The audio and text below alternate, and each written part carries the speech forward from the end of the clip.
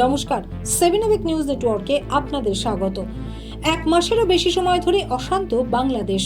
দিন কয়েক আগে রাজনৈতিক পালাবদলও ঘটেছে, আর এই পরিস্থিতির সরাসরি প্রভাব পড়েছে দুদেশের মধ্যে ব্যবসা বাণিজ্যে।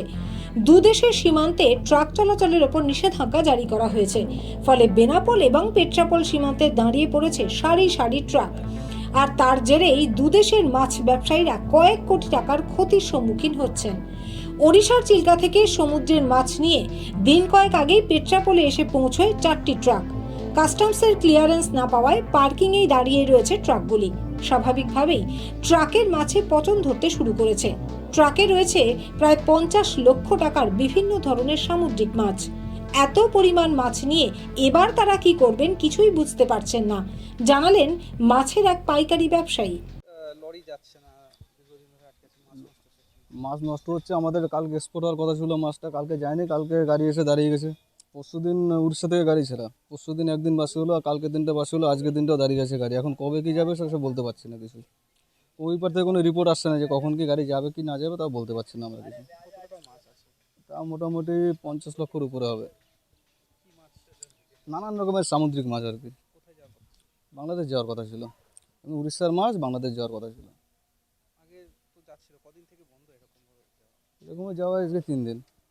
3 দিন আজকে পার্কিং, আজকে 3 দিন ধরে দাঁড়ানো গাড়ি। আমরা তো পরশুদিন এসেছি, 3 দিন ধরে গাড়ি দাঁড়ানো। এই মাল কি করব, মাথায় কাজ করছে না, কি করবো। এবার থাকবে না, পচে তো যাচ্ছে মাছগুলো। এবার এক্সপোর্ট হয়ে গেলে হয়ে যেত, যে কোনোভাবে একটা গতি হয়ে যেত, কিন্তু মাছ না গেলে পরে এভাবে খারাপ হয়ে যাবে, কি করা যাবে।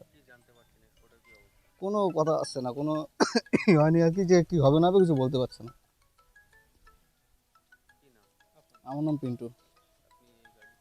আমি এই মাছ আছে আমাদের উপরে, মাছগুলো আমাদেরই মাছ। অন্যদিকে এদিনও হাওড়া মাছ বাজারে বাংলাদেশ থেকে মাছ ভর্তি ট্রাক ঢোকার কথা থাকলেও একটিও ট্রাক ঢোকেনি। মাছ ব্যবসায়ীরা জানিয়েছেন প্রতিদিন বাংলাদেশ থেকে 8 থেকে 10টি ট্রাকে করে 800 মেট্রিক টন মাছ আমদানি হয়। আবার ভারত থেকেও 10 থেকে 12টি ট্রাকে প্রায় 100 মেট্রিক টন বাংলাদেশে মাছ রপ্তানি হয়। আর সীমান্তে ট্রাক চলাচল বন্ধ হয়ে যাওয়ায় তাদেরও ব্যবসা বন্ধ হওয়ার কারণে প্রতিদিন গড়ে 2 কোটি টাকা করে আর্থিক ক্ষতি হচ্ছে। পাশাপাশি গত বছরেও সেপ্টেম্বর থেকে অক্টোবরের মধ্যে পুজোর উপহার হিসেবে প্রায় 2000 মেট্রিক টন ইলিশ রপ্তানির অনুমতি দিয়েছিল হাসিনা সরকার। কিন্তু এবারে পদ্মাপাড়ের পরিবর্তিত রাজনৈতিক পরিস্থিতি কি দাঁড়াবে? এবারের পুজোয় পদ্মার ইলিশ গঙ্গাপাড়ের বাঙালির পাতে পড়বে কিনা তা নিয়েই অনিশ্চয়তা সৃষ্টি হয়েছে। ফিশ ইম্পোর্টার্স অ্যাসোসিয়েশনের সেক্রেটারি সৈয়দ আনোয়ার মাকসুদ জানিয়েছেন, তারা ইলিশ আমদানি নিয়ে এবছরেও বাংলাদেশ সরকারের কাছে চিঠি লেখার কাজ শুরু করে দিয়েছিলেন, কিন্তু রাজনৈতিক গণ্ডগোলের কারণে তা কার্যকরী হয়ে ওঠেনি। নতুন সরকার এলে তাদের কাছে একই আবেদন করা হবে। তারা চাইছেন রাজনৈতিক ডামাডোল কাটিয়ে বাংলাদেশে যত তাড়াতাড়ি সম্ভব একটি সরকার গঠন হোক, তাহলেই দুদেশের মাছ ব্যবসায়ীরাই সুস্থভাবে ব্যবসা করতে পারবেন। ঠিক যে সময় আমি চিঠি লিখব, এভরি ইয়ার আমরা অ্যাসোসিয়েশন তরফ থেকে একটা চিঠি লিখি যে গতবারের মতন আপনারা এইবারও আমাদেরকে ইলিশ প্রদান করবেন, গতবার আপনারা এত দিয়েছিলেন, এত এসছিল, এই নিয়ে একটা চিঠি লিখি। আমাদের গভর্নমেন্টকেও জানাই আর গভর্নমেন্ট অফ বাংলাদেশকেও জানাই, কিন্তু সেই সুযোগটা হাতছাড়া হলো। চিঠি লেখার আগেই এই ঝামেলাগুলো হয়ে গেল। এখন তো গভর্নমেন্ট নেই, স্থির গভর্নমেন্ট। তো আমরা ভাবছি যে হয়তো 15-20 দিন পর, যখন 15-20 দিন পর যখন আর্মি টেক কেয়ার গভর্নমেন্ট হোক আর যেটাই হোক, আমরা ভাবছি তাদেরকে আমরা চিঠি লিখে জানাবো যে প্রত্যেক বছর আমরা ইলিশ পেতাম উপহার স্বরূপ, আপনারাও যাতে এবার আমাদেরকে ইলিশ প্রদান করেন। এবারে কি বাংলাদেশে ভালো ইলিশ উঠছে এখন যা খবর? ভালো ইলিশ বাংলাদেশে অনেক ভালো আমদানি হচ্ছে, ভালো ল্যান্ডিং হচ্ছে। আর আমরা সাইড দিয়ে কিছু কিছু মাছও আসছিল, খুব বেশি দাম ছিল, যদিও পরিমাণে খুব কম, বাট ওদের তো সবসময় ভালো ইলিশ আমদানি হয়।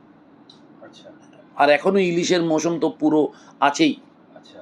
তো পুজোটা কি বাঙালি ইলিশ পাবে এরকম আশা আছে কিছু?